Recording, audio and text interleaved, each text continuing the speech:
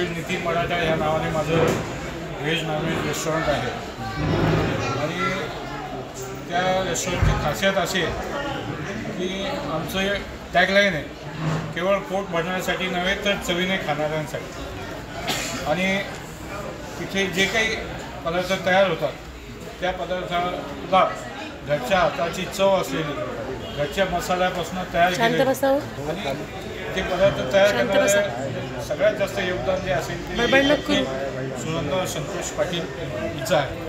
त्यामुळं माझे अल्प कालावधीत इतके प्रचंड असे ग्राहक तयार झाले आणि ग्राहकांची डिमांड होती की मग फॅमिलीला नॉनव्हेज आम्हाला खाता येईल असे एखादं रेस्टॉरंट तुम्ही चालू करा। मला पुण्यातील काही